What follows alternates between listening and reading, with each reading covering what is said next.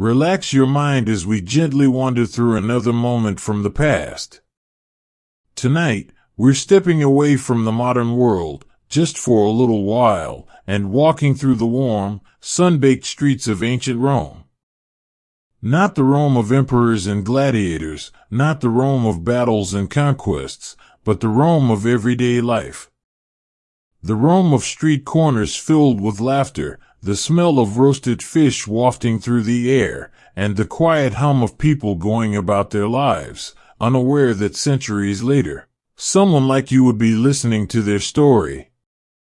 Before we begin this journey together, let me ask you something. Have you ever wondered what it would be like to grab a bite on your lunch break in a city that lived and breathed over 2,000 years ago? What kind of food would you find by the roadside? Who would be selling it? And what would it taste like? Well, tonight, we'll find out. But before we do, if you enjoy stories like this, gentle, historical journeys that feel more like dreams than lectures, please consider liking this video, subscribing to the channel, and turning on notifications so you never miss another bedtime story. And if you'd like to, I'd love to know where you are right now, and what time it is in your part of the world. Just leave a comment below when you feel comfortable. Now, if you're ready, go ahead and make yourself comfortable too. Lower the lights, close your eyes, or simply let your gaze soften as you listen. Let the thoughts of the day drift away, like leaves carried by a slow breeze. Tonight, we won't rush. We won't shout. We'll walk slowly, breathe deeply, and step into a world that's long gone, but not forgotten. So take a deep breath. And let's begin. Part 1. The lively streets of ancient Rome. The sun is beginning to dip below the horizon, casting a soft golden glow over the city of Rome. The stone-paved streets, worn smooth by countless footsteps and wooden cartwheels, shimmer slightly in the fading light. Shadows stretch long across the buildings made of limestone and brick, their surfaces etched with time and stories we may never fully know. And yet, as you walk through this world tonight, you can almost hear them whispering. The air carries a mix of scents, warm bread from a nearby bakery, the sharp tang of vinegar used for cleaning and cooking, and the faint sweetness of figs ripening in a merchant's basket. Somewhere not too far away, a blacksmith is hammering metal against an anvil, the rhythmic sound blending into the background like a distant heartbeat. Children laugh and chase each other between market stalls, while shopkeepers call out to passing customers, offering everything from fresh olives to hand-woven cloth. This is Rome, not the grand Rome of marble temples and imperial palaces, but the everyday Rome of merchants and mothers, bakers and beggars, teachers and traders. It's a city alive with movement, yet somehow, it doesn't feel rushed. Life here unfolds at its own pace, shaped by the rising and setting of the sun, by the rhythm of meals shared among family and friends, and by the quiet moments when even the busiest streets fall silent. As you walk along these ancient roads, imagine the warmth of the day still lingering beneath your feet. Imagine how the stones feel against your sandals, solid, steady, grounding. You pass by small shops carved into the walls of larger buildings, some with curtains drawn across their open fronts, others with tables set outside displaying their wares. A woman sits on a low stool near one such stall, peeling apples with slow, practiced hands. She looks up and smiles as you pass, not with curiosity or suspicion, but with the simple kindness of someone who has seen many people walk this same path. Above you, clotheslines stretch between rooftops, gently swaying in the evening breeze. Pots of herbs hang from window ledges, their green leaves catching the last rays of sunlight. Somewhere, a cat slinks along the edge of a rooftop, watching the world below with quiet interest. The city is full of life, but there is no hurry here. There is only the moment and the gentle unfolding of time. Now, picture yourself turning a corner. The street narrows slightly, lined with tall buildings that lean toward each other as if leaning in to listen to the stories of those who pass beneath them. At the end of the road, smoke rises lazily from a small opening in the wall, a kitchen tucked inside a home, where someone is already preparing dinner. The scent of roasting meat and simmering lentils drifts into the air, mixing with the cooler night breeze. You pause for a moment, just taking it all in. This isn't a place built for spectacle or grandeur. It's a place built for living, for gathering, for sharing food, conversation, and laughter. And though the world around you is centuries old, it feels familiar, because the essence of what makes a place feel like home hasn't changed all that much. Let yourself take another step forward. Let your breath slow. Let the sounds of this city become the soundtrack to your evening. Because what we're about to explore next is something that connects us all, across time, across cultures, across generations. We're going to step into the world of thermopolia, the ancient Roman version of street food stalls, where people stopped by for a quick bite after a long day's work, where they met friends, exchanged news, and simply enjoyed the pleasure of a warm meal under the open sky. But before we do, take a moment to breathe in deeply. Let the cool night air fill your lungs. Let your shoulders relax.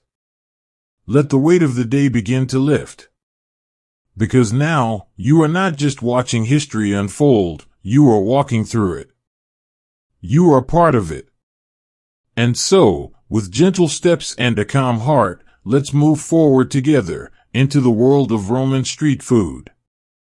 As we step further into this world, the rhythm of life in ancient Rome begins to reveal itself, not in grand declarations or sweeping battles, but in small, quiet moments.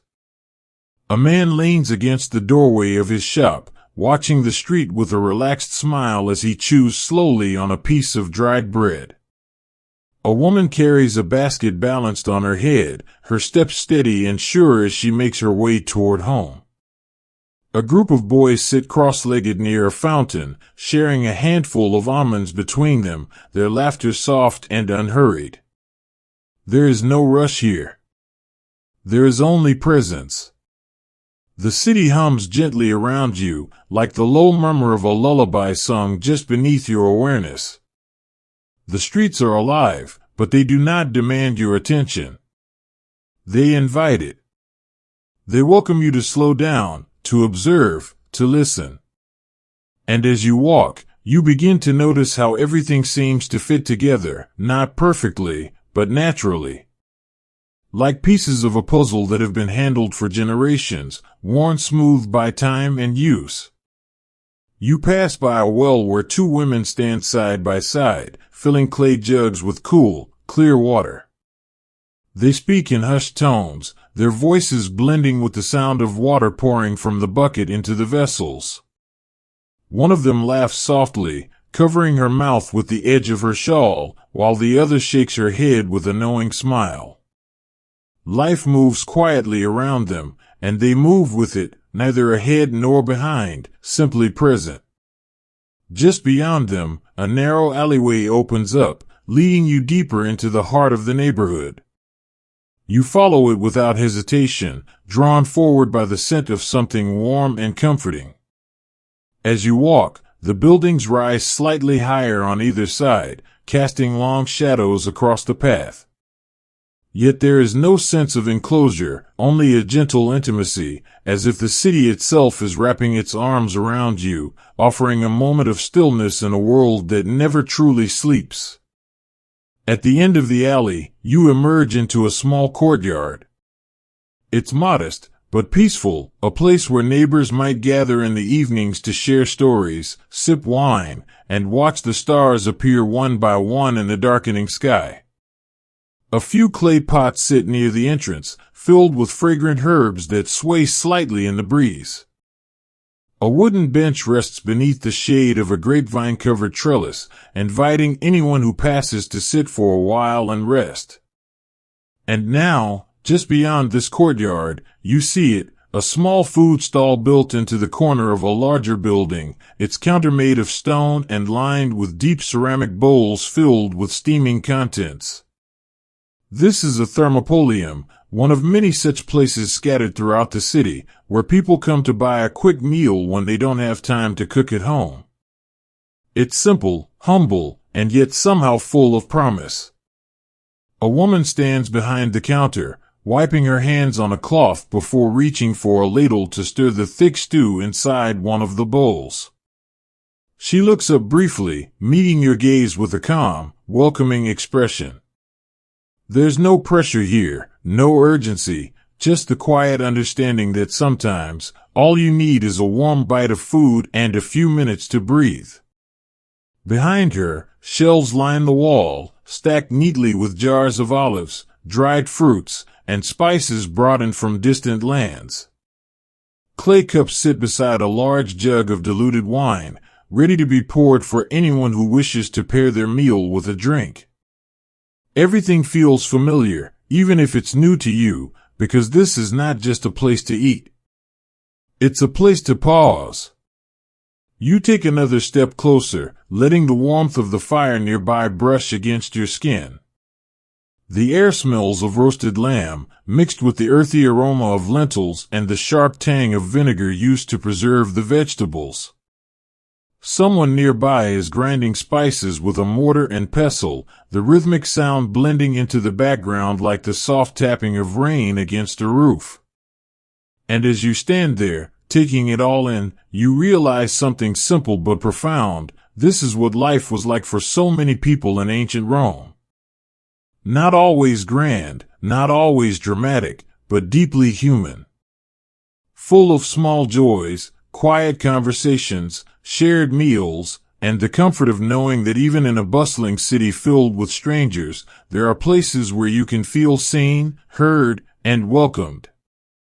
So, if you're ready, let's stay here for a little while longer. Let's learn more about these stalls, about the people who ran them, and about the foods that filled the bowls and warmed the hearts of those who stopped by after a long day's work. Because the story of Roman junk food is not just about what people ate, it's about how they lived, how they connected, and how they found comfort in the simplest things. But first, take a deep breath. Let yourself settle into this moment. Let your mind soften, just like the dough resting in a baker's bowl, waiting to be shaped and warmed by the fire.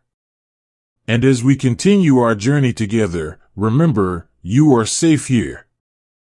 You are welcome here. And for the next hour or so, this quiet corner of history belongs to you. Part 2, Street Food Stalls, the Thermopolia. As the evening settles over the city like a soft blanket, the thermopolia begin to glow with warmth and life. These small food stalls, built into the walls of larger buildings or tucked into quiet corners of bustling streets, are more than just places to grab a bite. They are gathering spots, meeting points, moments of pause in a world that never truly stops moving.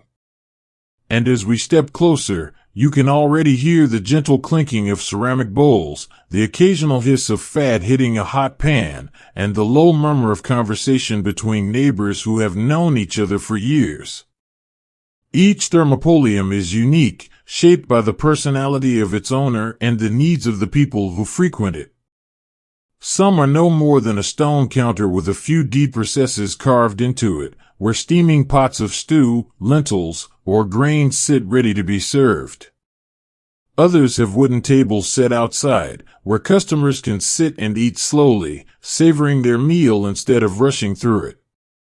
A few even have small clay ovens built into the back wall, where flatbreads are baked until golden and warm, then torn into pieces and handed out with a friendly nod. The structure itself is simple, but the experience it offers is rich with detail. The counter is often made from smooth limestone, worn down slightly by years of use, with small grooves along the edges to catch any spills before they drip onto the ground. Behind it, shelves hold jars of preserved olives, dried figs, salted fish, and spices brought in from faraway lands. Clay cups rest beside a large jug of diluted wine, ready to be poured for anyone who wishes to pair their meal with something warm and comforting. A woman stands behind one such stall, wiping her hands on a cloth before reaching for a ladle to stir the thick stew inside one of the bowls. She looks up briefly, meeting your gaze with a calm, welcoming expression. There's no pressure here, no urgency, just the quiet understanding that sometimes, all you need is a warm bite of food and a few minutes to breathe. You watch as she dips the ladle into the pot, scooping up a generous portion of the stew and pouring it into a shallow bowl. The scent rises gently into the air, a mix of slow-cooked lentils, tender pieces of goat meat, and the faintest hint of cumin and coriander. It's not extravagant, but it's deeply satisfying. The kind of meal that fills not just your stomach, but your soul. Behind her, a boy leans against the edge of the counter, waiting patiently for his turn. He holds a piece of flatbread in one hand, tearing off small pieces and popping them into his mouth while he waits. His eyes flicker toward the street every so often, watching the people pass by, a man carrying a bundle of wood, a woman balancing a basket on her head, a group of children chasing each other between market stalls. This is life in ancient Rome, not written in grand battles or political speeches, but lived quietly in the spaces between.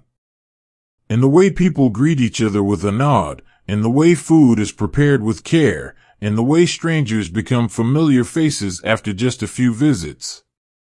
And as you stand there, taking it all in, you realize that these small moments are what make history feel real. Because history isn't only about emperors and wars. It's also about meals shared between friends, about the comfort of a warm bowl of soup on a cool evening, about the way a city hums softly beneath your feet as you walk through its streets. And tonight, we're going to explore this quieter side of Roman life, the side that existed in the background, away from marble temples and imperial decrees, but was no less important.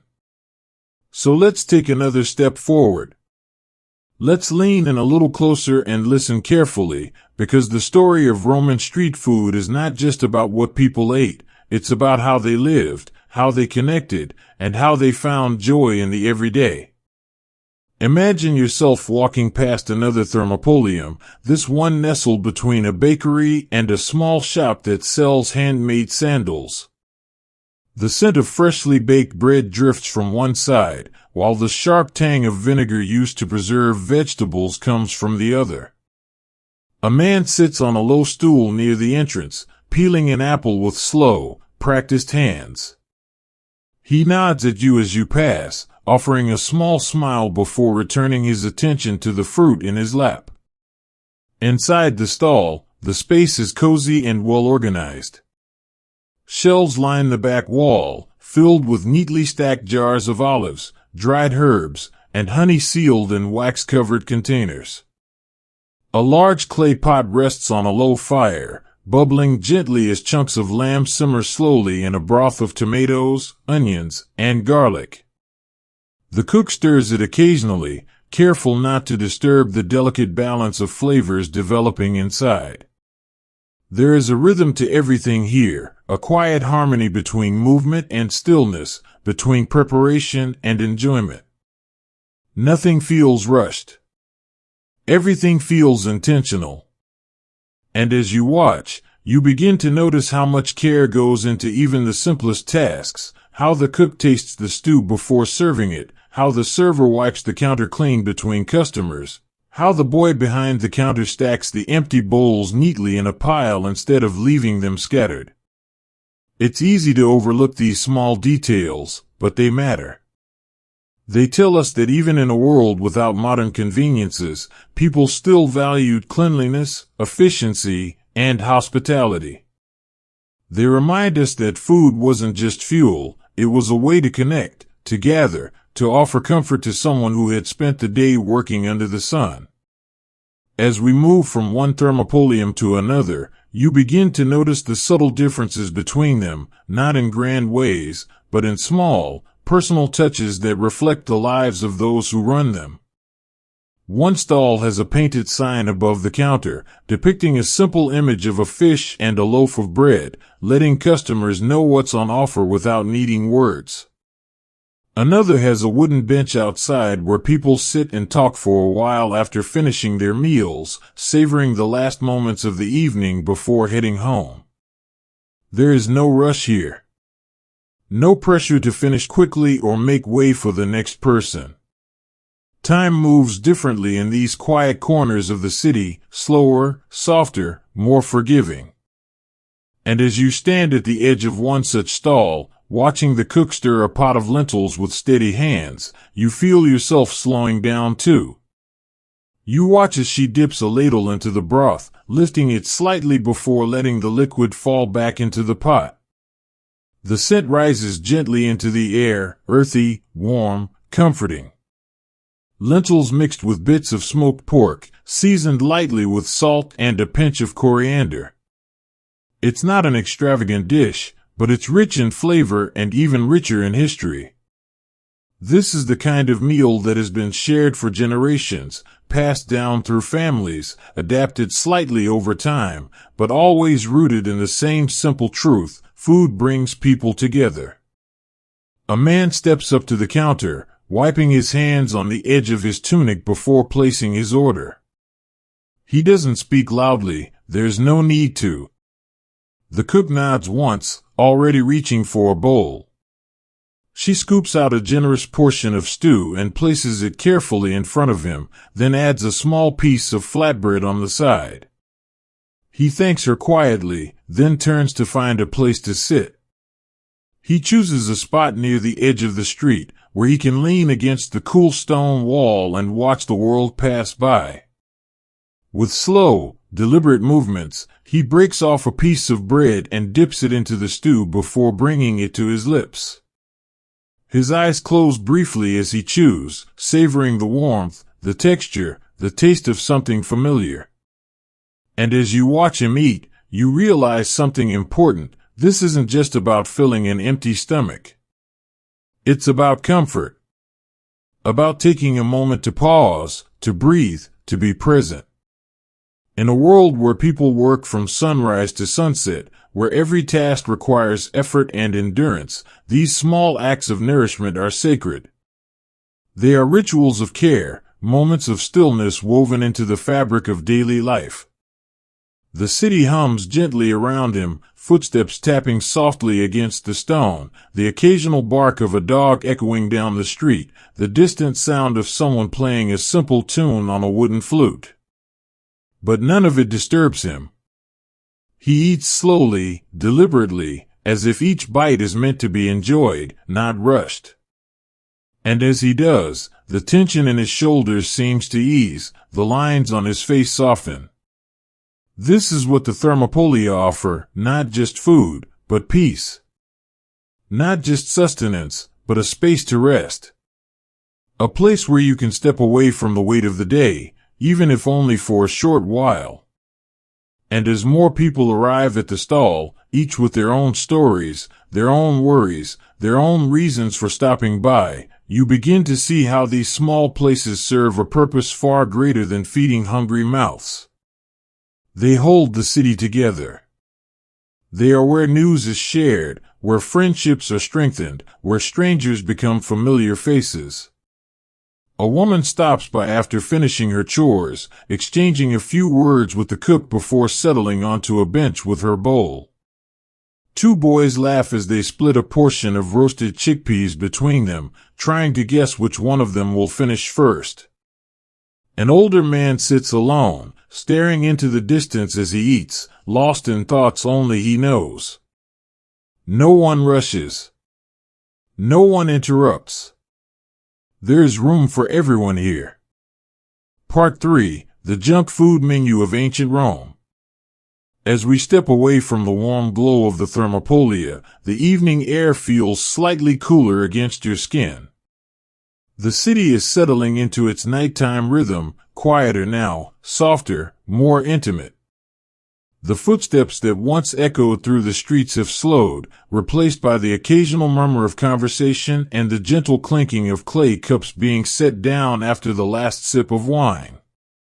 Now, it's time to explore what filled those bowls and warmed those hands, the actual foods that made up the everyday meals of Roman street life. Not the elaborate feasts served in grand villas or the exotic dishes reserved for the wealthy elite, but the simple, satisfying bites that ordinary people reached for when they needed something quick, nourishing, and comforting. Picture yourself walking past a small stall where a woman is carefully slicing pieces of flatbread and placing them onto wooden trays. The bread is still warm from the oven, its surface lightly crisped, the inside soft and slightly chewy.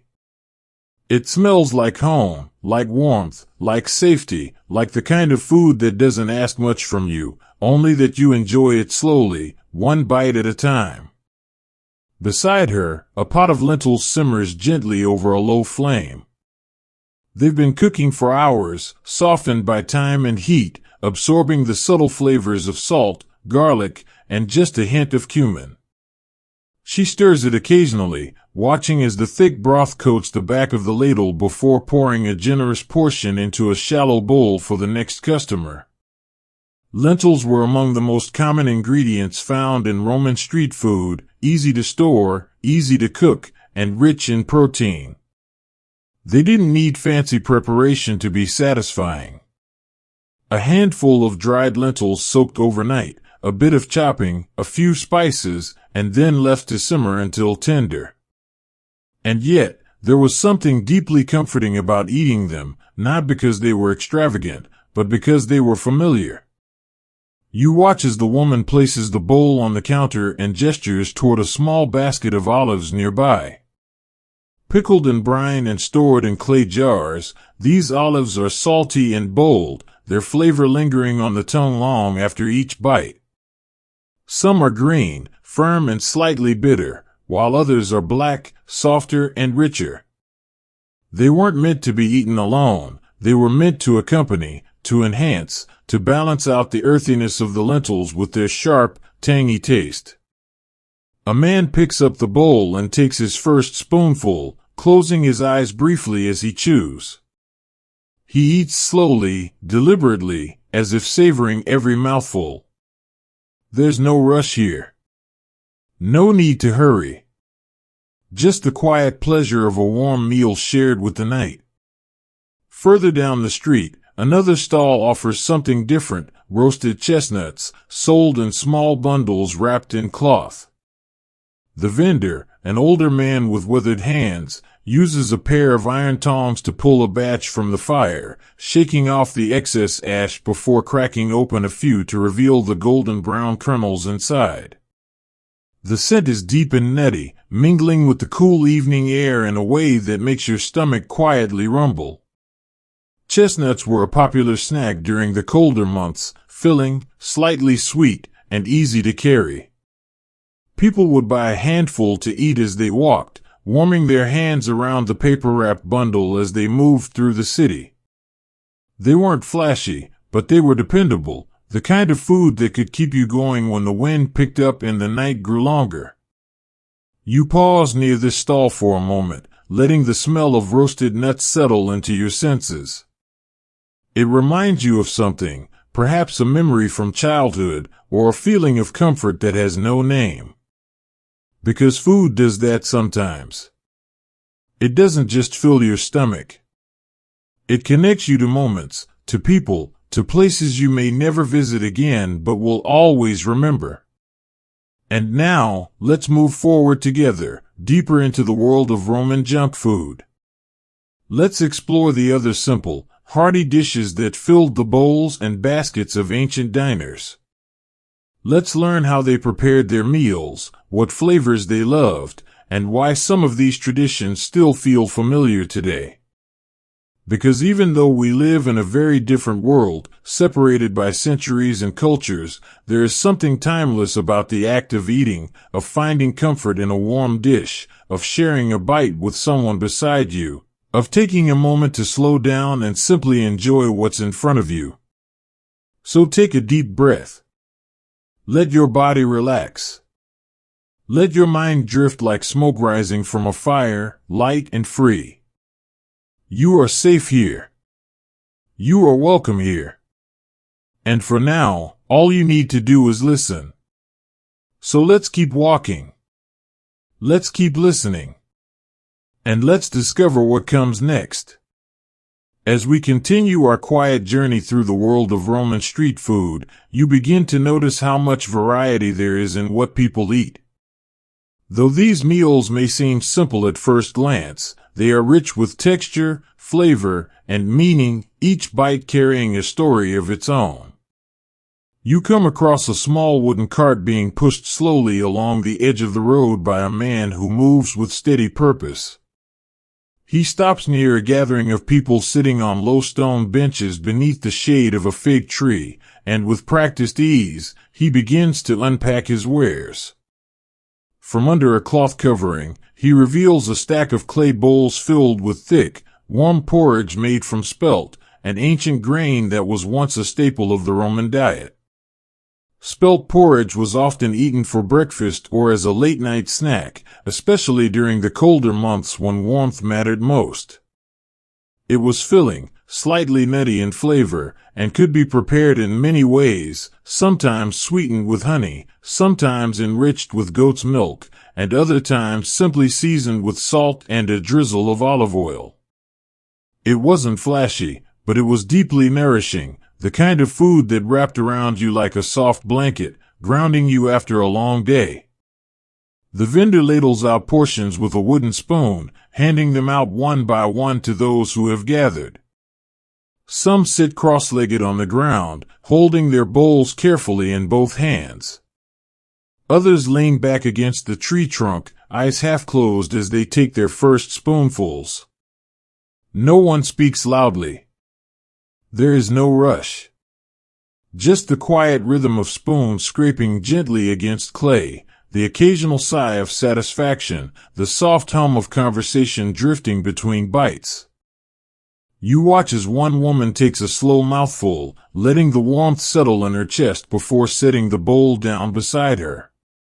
She closes her eyes for a moment, breathing in deeply, then exhales slowly as if releasing something unseen.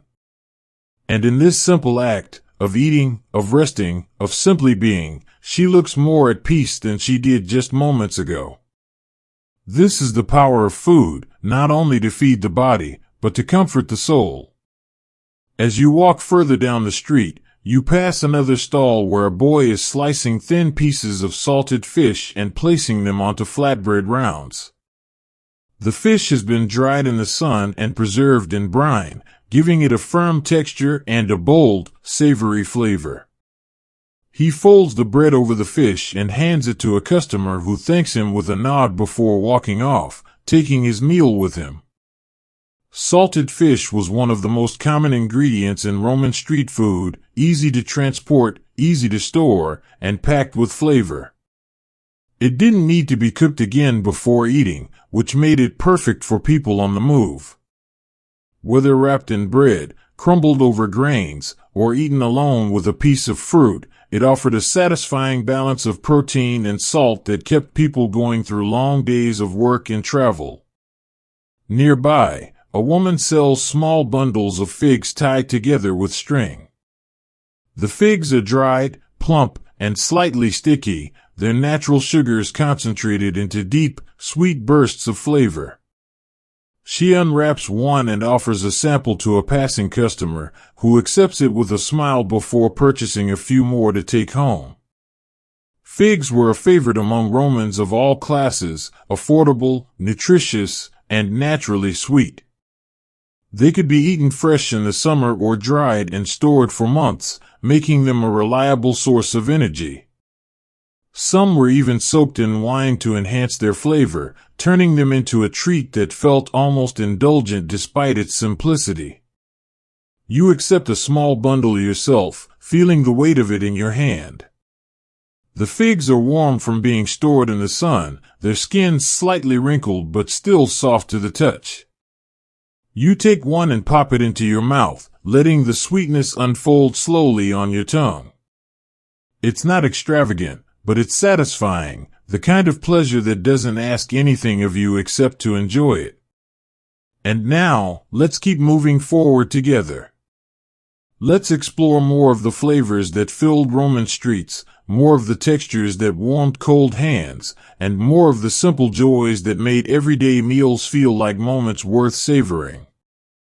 Because even though we live in a very different time, separated by centuries and cultures, there is something timeless about the way we find comfort, in food, in company, in the quiet spaces between busy days.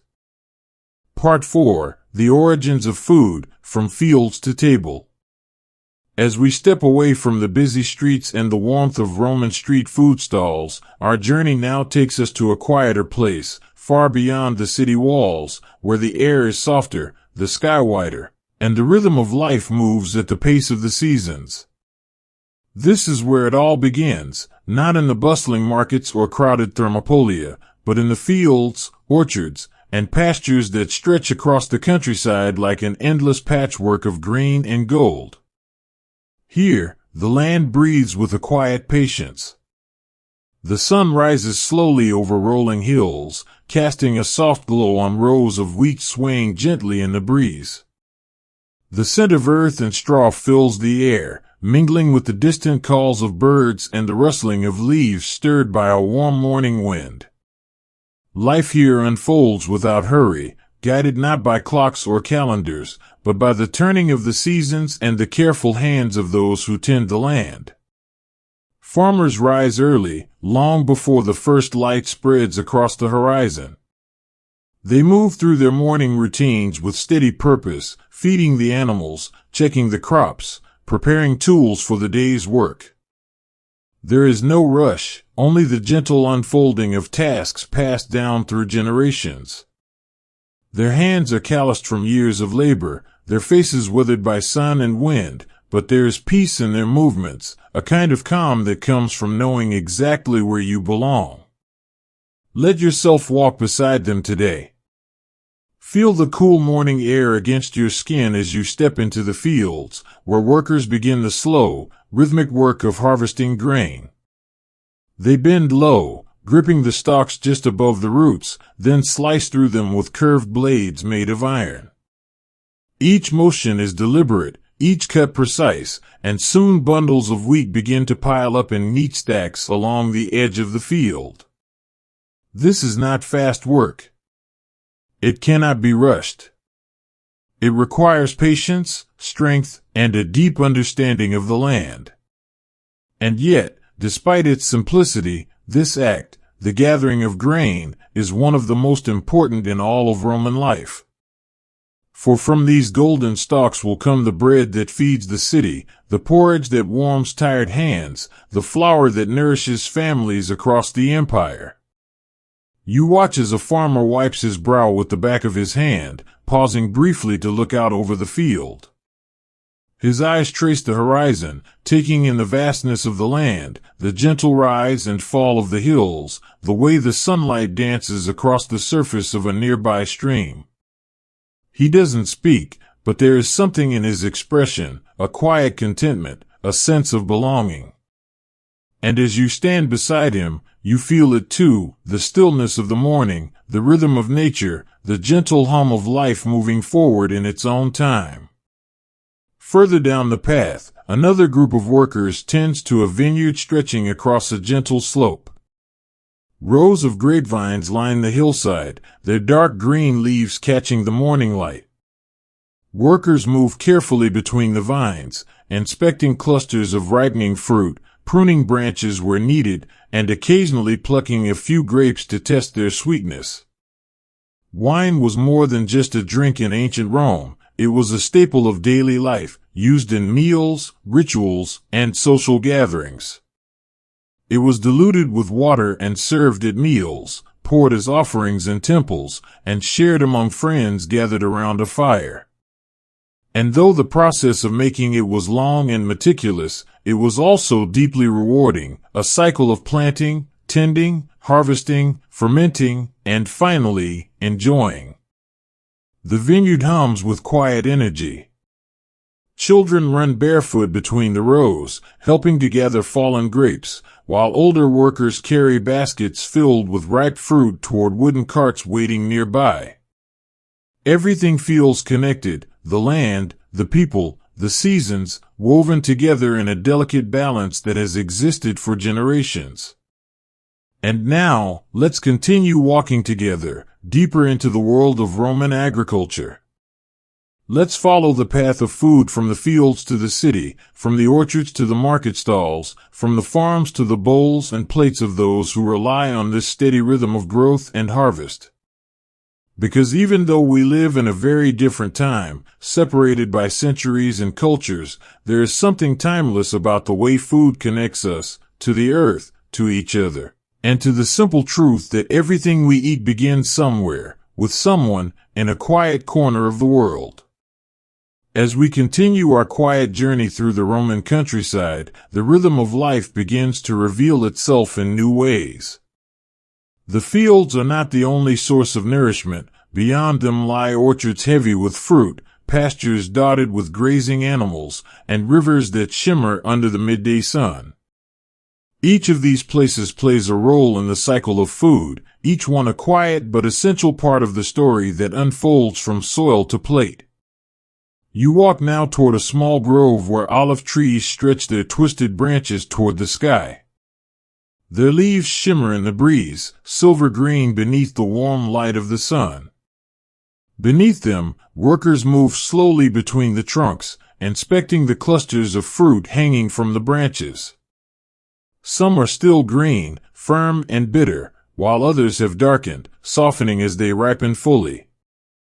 Olive oil was one of the most important ingredients in Roman cooking, used for everything from dressing vegetables to frying fish, from preserving food to lighting lamps at night.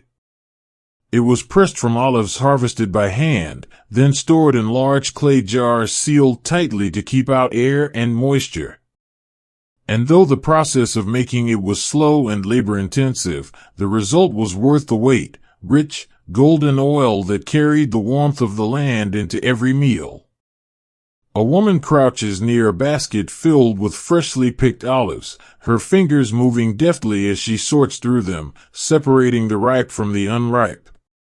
She works in silence, her movements steady and sure, pausing only occasionally to brush a strand of hair from her face.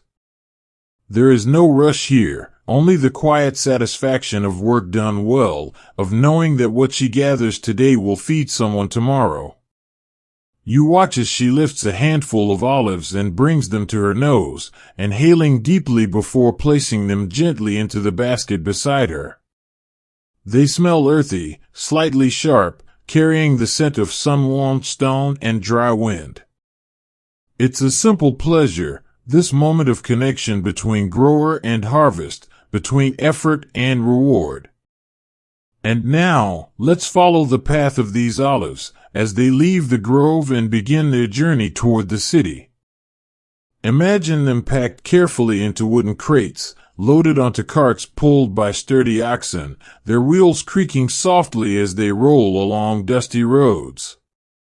The journey is long, but there is no need to hurry. The food of Rome does not demand speed, only patience. As you travel with them, the landscape begins to change. The rolling hills give way to flatter lands, where irrigation channels crisscross between neatly planted rows of vegetables. Here, farmers tend to gardens filled with onions, leeks, carrots, and beets, simple vegetables that form the foundation of many Roman meals. Some are eaten fresh, others dried or pickled for storage, all valued for their ability to nourish and sustain. The air here smells different, richer, more layered. It carries the scent of damp soil, crushed herbs, and the faint sweetness of ripening tomatoes. Bees hum lazily among the flowers, and butterflies drift on the breeze like thoughts half remembered. Everything feels alive, yet peaceful, a place where time stretches and slows, inviting you to simply be. Nearby, a man kneels beside a row of lettuce, running his fingers over the broad, leafy greens. He plucks a few and holds them up to the light, checking for imperfections before placing them into a woven basket at his side. Lettuce was often eaten raw in Roman times, drizzled lightly with oil and vinegar, or served alongside bread and cheese. It was simple, refreshing, and always available when the seasons allowed. You take one of the leaves yourself, feeling its coolness against your palm. You bring it to your lips, biting into it slowly, letting the crisp texture and mild bitterness fill your senses. It's not extravagant, but it's satisfying, the kind of food that reminds you how much joy can be found in something so ordinary. And now, let's continue forward together, deeper into the world of Roman agriculture. Let's follow the path of food from the countryside into the heart of the city, where it will be sold, shared, and enjoyed by those who rely on the steady rhythm of growth and harvest. Because even though we live in a very different time, separated by centuries and cultures, there is something timeless about the way food connects us, to the land, to each other, and to the quiet truth that everything we eat begins somewhere, with someone, in a gentle rhythm that has been repeating for generations. So take a deep breath. Let your shoulders relax. Let your thoughts drift like leaves carried by a gentle breeze. You are safe here. You are welcome here. And for now, all you need to do is listen. Part 5. The Street Vendors and Their Lives. As we return once more to the city streets of ancient Rome, the air feels familiar now, warm with the scent of bread baking in distant ovens, rich with the lingering aroma of roasted meat and simmering stews. The rhythm of life here is steady, unhurried, yet full of quiet purpose. And as we walk slowly through the narrow alleys and bustling marketplaces, we begin to notice something that has been present all along but perhaps hasn't received the attention it deserves: the people behind the food. These are the street vendors, the men and women who rise early, before the sun has fully warmed the stones beneath their feet, to prepare meals for those who will pass by later in the day. They are not emperors or philosophers, not generals or poets, but they are no less important. In fact, they are the heartbeat of this city, the ones who keep its energy flowing, who nourish both body and spirit with every bowl they serve, every bite they offer. Let's pause for a moment at one such stall, where a woman stands behind a stone counter, wiping her hands on the edge of her apron before reaching for a wooden spoon. Her name is Livia, though few know it. Most simply recognize her by sight, the one who always remembers how you like your lentils, who offers an extra spoonful when she sees someone looking tired, who smiles with her eyes even when her mouth is still. She has run this thermopolium for nearly 10 years now, ever since her husband passed and left her with nothing but a small inheritance and a determination to keep going. At first, it was hard, learning how much spice to add, how long to let the stew simmer, how to keep the fire just right so the food never turned cold. But over time, she found her rhythm. She learned which customers liked their wine diluted more than others, which ones preferred a little honey with their figs, and which ones needed a kind word more than they needed another bite. You watch as she serves a man who stops by after a long morning of work. His tunic is dusted with the fine powder of stonecutting, his boots worn from walking across uneven ground. He nods to her as he approaches, and she returns the gesture with a small smile before ladling out a generous portion of stew into a shallow bowl. She adds a piece of fresh bread without being asked, knowing he always eats it slowly, savoring each bite as if it were the only thing grounding him to the world. He sits down nearby, placing the bowl carefully on a low table before taking a deep breath, not out of exhaustion, but gratitude. And as he begins to eat, there is something deeply peaceful about the way he moves, slow, deliberate, appreciative. Because food, in moments like this, becomes more than just nourishment. It becomes comfort. It becomes home. And Livia knows this. She sees it every day, in the tired eyes of laborers, in the quiet laughter of children sharing a meal, and the way some customers linger long after finishing their food, reluctant to leave the warmth of this small corner of the city. Not far from her stall, another vendor arranges his wares with careful precision. His name is Marcus, and he sells roasted chestnuts from a portable cart that he pushes from street to street. He doesn't own a permanent spot like Livia does, but he knows the city well, where the crowds gather, where the workers stop for breaks, where the evening light falls softly against the stone walls, making everything feel just a little gentler. He unwraps a bundle of cloth covering his latest batch, releasing a wave of nutty warmth into the air. The chestnuts inside are golden brown, cracked open slightly to allow the heat to escape, their soft interiors waiting to be eaten by someone in need of a small moment of comfort. He places them carefully into a wooden tray, arranging them in neat rows before stepping back to admire his work. There is dignity in what he does, even if no one writes poems about it. He may not be remembered in history books, but he is remembered in the lives of those who stop by his cart, and the child who saves a few coins to buy a handful, and the elderly woman who thanks him with a gentle nod, and the traveler who carries a wrapped bundle with him as he continues on his journey. Because food, in its simplest form, is connection. It brings people together, even if only for a brief exchange.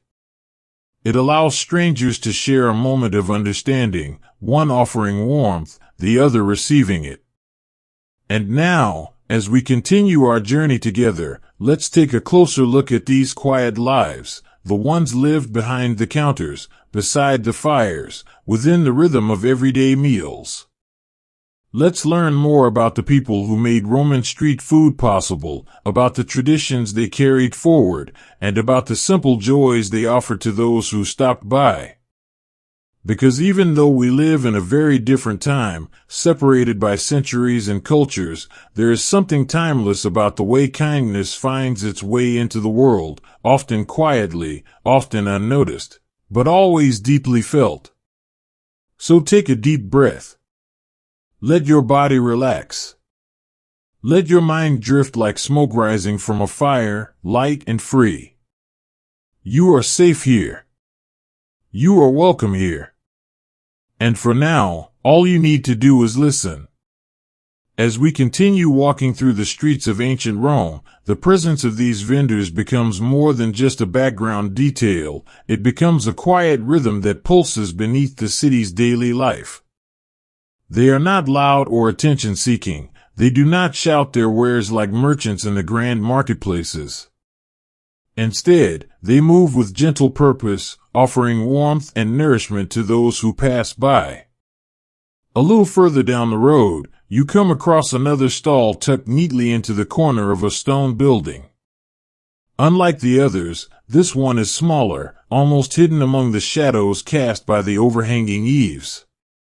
But despite its modest size, there is something inviting about it, the way the clay bowls are lined up neatly behind the counter, the soft bubbling sound coming from a pot simmering gently on a low fire, the faint scent of herbs rising into the air. The vendor here is an older man named Gaius, his hair silvered with age but his hands still steady as he stirs the stew with practiced ease.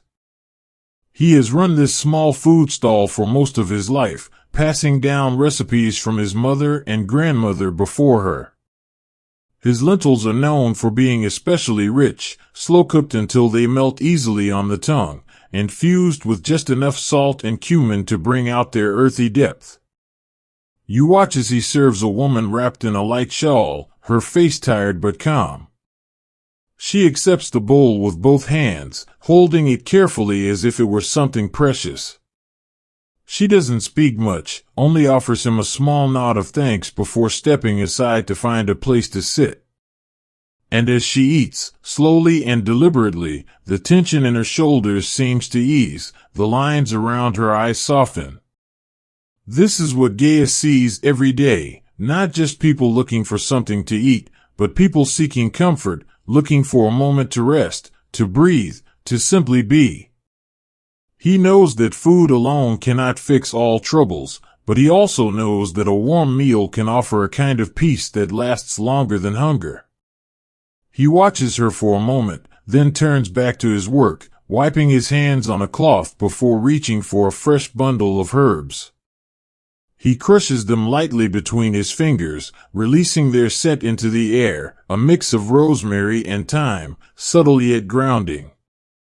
These are the same herbs his mother used, passed down through generations, each one chosen for its ability to add depth without overpowering. And now, let's step away from his stall and follow another familiar figure, a young boy named Lucius, who helps his mother at her food cart each morning before heading off to school. He isn't old enough to cook yet, but he knows how to stack the bowls neatly, how to wipe down the counter between customers, how to smile when someone thanks him. His mother runs a small mobile stand that sells flatbread dipped in olive oil and sprinkled with crushed coriander seeds. It's a simple dish, nothing extravagant, but it is always warm, always comforting. People stop by throughout the day, workers taking a break, children with coins saved from their allowance, travelers needing a quick bite before continuing on their journey. Lucius watches them all with quiet curiosity, memorizing their faces, learning which ones prefer extra seasoning, which ones like their bread slightly crispier than usual. He doesn't realize it yet, but he is already becoming part of the rhythm of this city, learning the art of hospitality, of kindness, of offering something small but meaningful to those who pass by. And perhaps, one day, he will take over the cart himself, carrying forward the traditions his mother taught him, adding his own touch, making it his own. Because that is how these things continue, not through grand declarations or written records, but through quiet acts of care, passed from one generation to the next. As we walk on, the city hums gently around us, footsteps tapping softly against the stone, the occasional bark of a dog echoing down the street, the distant sound of someone playing a wooden flute. But none of it disturbs the peace that settles over us like a soft blanket. Because even though we live in a very different time, separated by centuries and cultures, there is something timeless about the way kindness finds its way into the world, often quietly, often unnoticed, but always deeply felt. Part 6, Evening in Ancient Rome, a city winds down. As the last light of day begins to fade from the sky, a gentle hush settles over the city of Rome. The streets that once buzzed with the rhythm of daily life now carry only the soft echoes of footsteps, the occasional murmur of conversation, and the distant hum of voices carried on the evening breeze. The sun has long since disappeared behind the rooftops and hills, leaving behind a sky painted in deep blues and soft purples, where the first stars begin to appear like quiet whispers of the night. The city breathes differently now, slower, softer, more at peace. The heat of the day has lifted, replaced by a cool, soothing air that moves gently through the narrow alleys and open courtyards. Shadows stretch longer across the stone-paved roads, and the flickering glow of oil lamps begins to emerge in doorways and windows, casting warm, golden pools of light onto the worn surfaces of ancient walls. You walk slowly through this world, feeling the change in the atmosphere around you. There is no urgency here, no rush to finish what remains of the day. Instead, there is a quiet understanding that time is shifting, that the moments of activity and movement are giving way to something calmer, something deeper. In one courtyard, a family gathers around a small wooden table, sharing the last meal of the day. The scent of roasted vegetables and warm bread fills the air, mingling with the faint aroma of herbs crushed lightly between fingers before being sprinkled over the dish. A mother pours diluted wine into clay cups, handing them out with care, while a father speaks softly about his day's work, not with complaint or exhaustion, but with the simple honesty of someone who finds meaning in what he does. Children sit cross-legged nearby, eating slowly as they listen, their eyes occasionally drifting toward the sky where the stars grow brighter with each passing moment. No one rushes. No one interrupts. There is space for silence, for thought, for the quiet joy of simply being together. Further down the street, another gathering unfolds beneath the shade of a grapevine-covered trellis. A few neighbors have brought their bowls outside, choosing to eat together rather than alone. They speak in hushed tones, exchanging stories from the day, sharing laughter that rises and falls like the gentle waves of the sea. One man leans back against the wall, closing his eyes briefly as he takes a slow bite of bread dipped in olive oil, savoring the taste as if it were the first time he had ever eaten it. There is a rhythm to this kind of evening, not fast, not loud, but deeply satisfying. It feels like the city itself is exhaling, letting go of the weight of the day, settling into a state of stillness that invites those who live here to do the same. You pause near a fountain where water trickles steadily into a stone basin, its sound blending into the background like the soft tapping of rain against a roof. A woman stands nearby, filling a clay jug with fresh water, her movements careful and deliberate. She lifts the jug carefully when it is full, balancing it on her head with practiced ease before turning to walk home, her steps steady and sure. The streets feel quieter now, though not empty. Some people are still moving, a merchant locking up his shop for the night, a baker covering the last batch of bread to keep it warm until morning, a young couple walking hand in hand, speaking in low voices as they pass beneath an archway lit by a single lantern. And above it all, the sky continues to deepen into darkness, revealing more stars with each passing minute. The moon, now rising slowly above the rooftops, casts a pale silver glow over the city, illuminating the worn stones and quiet corners where memories seem to linger just beneath the surface. This is the evening in ancient Rome, not grand or dramatic, but deeply human. A time when the city slows down, when people take a moment to be present, to enjoy the warmth of food, the comfort of company, and the peace that comes with knowing that tomorrow will come when it is meant to. And now, let's continue our journey together, deeper into this quiet world. Let's follow the path of the evening as it unfolds, step by step, breath by breath, and discover how the city prepares for sleep, how its people find rest, and how even in the past, there was always a place for stillness. Because even though we live in a very different time, separated by centuries and cultures, there is something timeless about the way we find peace, in the setting of the sun, in the soft glow of candlelight, in the simple act of slowing down and letting the day go. As the evening deepens, the city begins to settle into its nighttime rhythm, a quiet hum that moves through the streets like a lullaby sung just beneath your awareness. The last of the merchants have locked their doors for the night, the final echoes of conversation have faded into silence, and even the animals seem to move more slowly, as if they too understand that this is a time for stillness. You walk past a small courtyard where a man sits alone on a wooden bench, his hands resting lightly on his knees, his eyes closed in quiet reflection. A clay lamp beside him casts a soft glow across his face, illuminating the lines of age and experience etched into his skin. He doesn't move much, only breathes deeply, letting the cool night air fill his lungs before exhaling slowly, as if releasing something unseen.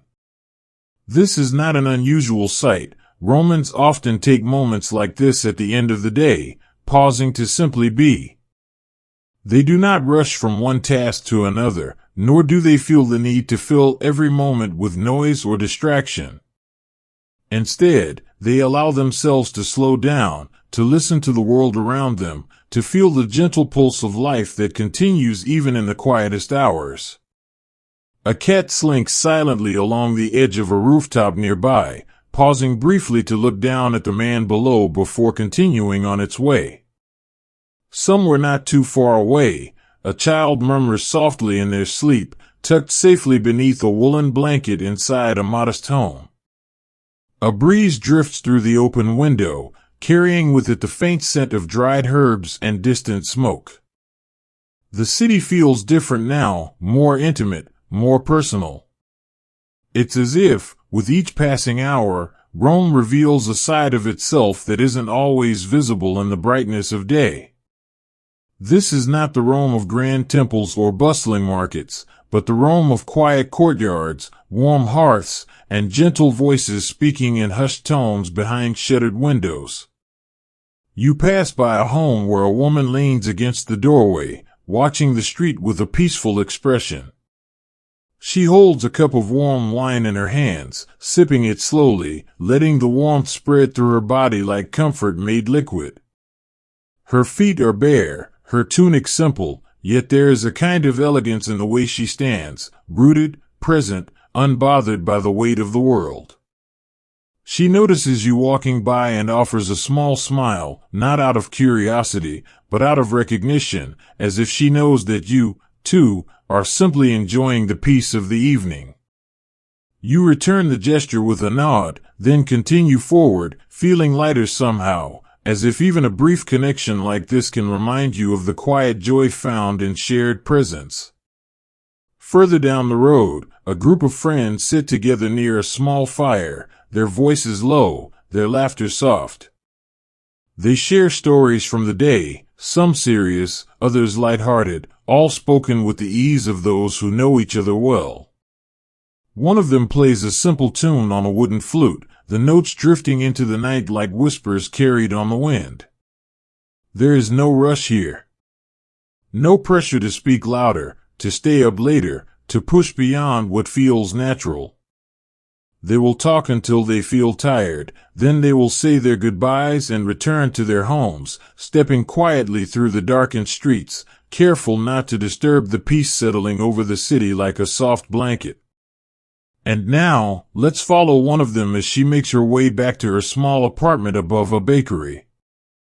The door creaks slightly as she opens it, and the scent of fresh bread still lingers in the air, though the ovens have long since cooled. She removes her sandals, setting them neatly by the entrance, then walks softly toward the small sleeping area at the back of the room. A thin curtain separates this space from the rest of the apartment, offering just enough privacy for rest. She pulls back the woolen blanket, climbs beneath it, and exhales slowly, allowing her body to sink into the mattress made of straw and cloth. Outside, the city continues to breathe gently in the darkness, its rhythm steady, its presence calming. She closes her eyes. And as she does, so do you. Because this is what the evening in ancient Rome was, not loud, not dramatic, but deeply human. A time to pause. To reflect. To find comfort in the familiar. And most importantly, to prepare for the stillness of sleep. So take one more deep breath. Let your shoulders relax. Let your thoughts drift like leaves carried by a gentle breeze. You are safe here. You are welcome here. And for now, all you need to do is let go. Part 7, The Sleep of Ancient Rome. As the final echoes of the day fade into silence, a deep stillness settles over the city like a soft blanket pulled gently over tired shoulders. The streets that once carried the footsteps of merchants, travelers, and workers are now empty, their worn stones bathed in the pale glow of moonlight. The wind moves quietly through alleyways and open courtyards, carrying with it the faint scent of dried herbs, warm bread, and distant smoke. Rome is not asleep yet, but it is preparing for sleep, just as every living thing must eventually do. In homes both modest and grand, people begin to settle into the quiet rhythm of night. Some extinguish their oil lamps with careful fingers, letting the darkness wrap around them like a familiar embrace. Others leave a small flame burning near the entrance, a gentle beacon for any late traveler who might pass by. You walk slowly through this world, feeling the change and energy all around you. There is no urgency here. No need to rush toward rest. Instead, there is space to breathe, to listen, to simply be present in the moment before sleep arrives. In one home, a woman kneels beside a wooden chest, carefully folding a tunic before placing it inside. Her movements are slow, deliberate, as if each action carries its own kind of meaning. When she finishes, she stands and walks toward the sleeping area at the back of the room, where a simple mattress rests on a low platform made of stone and wood. She lowers herself onto the bed with quiet grace, letting out a slow breath as her body relaxes against the fabric beneath her. The room is cool, the air still, and outside, the occasional bark of a dog or rustle of leaves reminds her that the world continues to move, even in these quiet hours. She closes her eyes. And already, the weight of the day begins to lift. Nearby, in another part of the city, a man lies stretched out beneath a thin woolen blanket, his hands resting lightly on his chest. He listens to the sound of his own breathing, letting each inhale fill him with calm, each exhale carry away tension he didn't realize he was holding.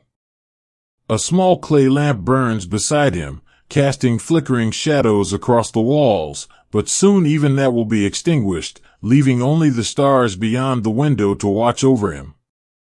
This is how Romans prepare for sleep, not with hurried routines or frantic thoughts, but with intention. They understand that rest is not something to be rushed into, nor something to be taken for granted. It is a gift, a return to stillness after the movement of the day, a chance to let the mind drift, to allow the body to recover, to give the soul a moment to simply exist without effort. Children, too, find their way into dreams, tucked safely beneath blankets woven with care. Some sleep curled up beside their parents, others in small beds placed near the hearth where the warmth of the fire lingers long into the night. Their breathing slows, their limbs relax, and soon, they are carried away into the quiet world of sleep, where time stretches and bends in ways that feel endless. You pause for a moment near an open window, watching as the moonlight spills across the floor in gentle waves. Outside, the city hums softly in the darkness, a cat moves silently along a rooftop, a breeze stirs the branches of a fig tree, and somewhere far away, a flute plays a single note that fades into the night like a whispered secret. There is beauty in this kind of silence, not the silence of emptiness, but the silence of presence. A silence that holds you gently, reminding you that even when the world grows quiet, it does not forget you. And now, let's continue walking together, deeper into this world of rest. Let's follow the path of sleep as it spreads through the city, touching every home, every heart, every life. Let's discover what it means to truly let go, not just of the day, but of the need to hold on so tightly to everything. Because even though we live in a very different time, separated by centuries and cultures, there is something timeless about the way we find peace, and the settling of the body, and the slowing of the breath, and the gentle surrender to sleep. As you continue walking through the sleeping city, the world around you feels even quieter now, as if Rome itself has drawn a deep breath and let it out slowly, settling into the stillness of night. The streets are empty, the windows dark, and only the occasional flicker of light behind a curtain suggests that someone is still awake, lingering in the soft space between waking and dreaming. You pass by a small home where a family sleeps together beneath woolen blankets, their breathing slow and steady. A child lies curled beside their mother, one hand tucked beneath their cheek, their face peaceful in sleep. The father rests nearby, his chest rising and falling with quiet regularity, his body finally free from the weight of the day's labor. There is no rush here. No need to wake early or plan for tomorrow just yet. For now, there is only this, the warmth of shared presence, the gentle rhythm of breath, the comfort of knowing that they are safe, together, beneath the same roof. A breeze drifts through an open window, carrying with it the scent of cool stone and distant jasmine. It moves gently through the room, brushing against their skin like a whispered lullaby, before disappearing into the corners of the house. And as it does, the silence grows deeper, richer, not empty, but full of the quiet peace that comes with true rest. Further down the street, another home holds its own kind of stillness. Here, an older woman lies alone beneath a simple blanket, her hands resting lightly on her stomach. Her eyes are closed, her lips slightly parted, and though she is alone, she does not seem lonely. There is a calm about her, a quiet certainty that she belongs to this world, even in sleep. She has lived many years, seen many nights like this one, and she knows the value of rest. She has learned that the body must be given time to heal, that the mind must be allowed to wander freely, that the soul must be given space to simply be. And so, she does not fight sleep when it comes. She welcomes it like an old friend, knowing that it will carry her gently through the night and return her to the morning with renewed strength. Outside, the moon continues to rise, casting long shadows across rooftops and courtyards. The stars shine softly above, not bright enough to distract, but warm enough to remind anyone who looks up that they are not alone. Somewhere far away, an owl calls into the darkness, its voice low and soothing, blending into the night like a final note in a lullaby. You walk on, feeling lighter with each step, as if the city itself is guiding you toward a place of peace. You pass by a small garden where fig trees stand silently beneath the sky, their branches swaying ever so slightly in the breeze. Beneath them, a bench rests in the cool shade, untouched now, but once filled with stories spoken in hushed voices late into the evening. Even nature seems to understand the importance of rest. The leaves do not rustle too loudly. The wind does not push too hard. Everything moves with care, as if aware that this is a time for stillness, for letting go, for allowing the world to breathe without interruption. And now, let's take one more step forward, not toward anything grand or dramatic, but toward something much simpler, much deeper. Let's allow ourselves to settle fully into this moment, to feel the weightlessness of sleep beginning to gather around us like a soft embrace. Because this is what the night was made for, not for worry, not for rushing, but for surrendering. For letting the thoughts of the day drift away like smoke carried by the wind. For finding comfort in the quiet spaces, in the slow rhythm of breath, and the knowledge that everything will still be there when we wake again. So take one last deep breath. Let your body relax completely. Let your mind soften, like the surface of water touched by a single drop. You are safe here. You are welcome here. And now, as the night wraps gently around you, as the city dreams in silence, as the stars blink slowly above, it is time to close your eyes. And let yourself rest. The city is quiet now. Not silent, never truly silent, but wrapped in a deep and gentle stillness that feels like the world itself has exhaled. You can feel it too, can't you? That soft pull toward rest. That quiet invitation to let go of everything you've been holding onto, even if just for tonight. Rome sleeps beneath the stars, its streets bathed in moonlight, its people nestled into their beds, breathing slowly, dreaming gently. The world moves on, but not in a way that asks anything of you. Not tonight. Tonight, all you need to do is breathe. Let your body sink deeper into comfort. Let your thoughts drift like smoke rising from a fire, light, slow, unhurried. There's no need to chase them, no need to hold on to them. Just let them pass by like clouds in the night sky, leaving behind only peace. If you're still listening, then thank you. Thank you for walking with me through the streets of ancient Rome, for sharing in the quiet rhythm of daily life, for tasting the warmth of bread, hearing the laughter of strangers, feeling the cool night air against your skin.